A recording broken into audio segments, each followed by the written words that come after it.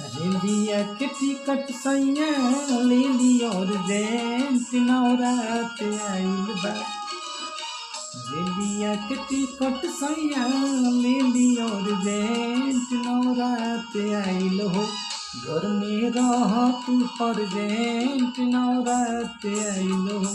घर में रह तू परजेंट नवरात आइल हो।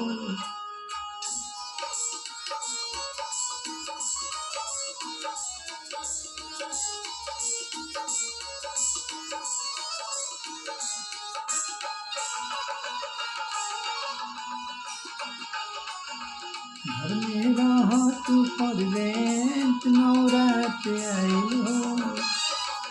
तू नहीं अइबो त के कल साल आई।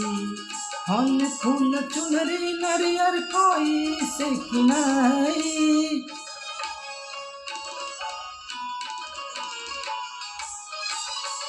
तू नहीं अइबो त के कल साल आई।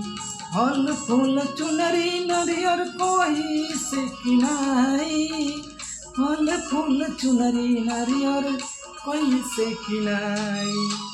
नौकरी से 10 दिन हो जाए अपसेंट नवरात आइल हो। नौकरी से 10 दिन हो जाए अपसेंट नवरात आइल हो। घर में रह तू परजेंट नवरात आइल हो। घर में रह तू परजेंट नवरात आइल।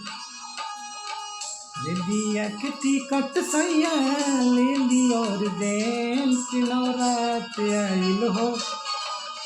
रेलिया के टिकट सैया ले ली और रेंट नवरात आइल हो। घर में रह तू परजेंट नवरात आइल।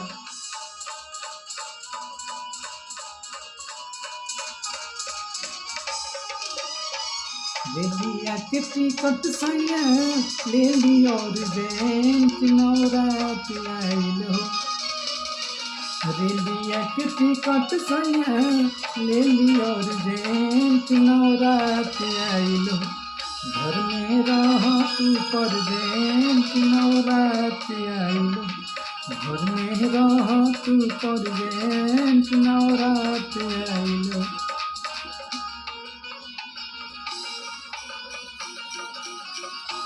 घर में रह तू परजेंट नवरात आइल हो। घर में रह तू परजेंट नवरात आइल हो। घर में रह तू परजेंट नवरात आइल हो। घर में रह तू परजेंट नवरात आइल हो। घर में रह तू परजेंट नवरात आइल हो।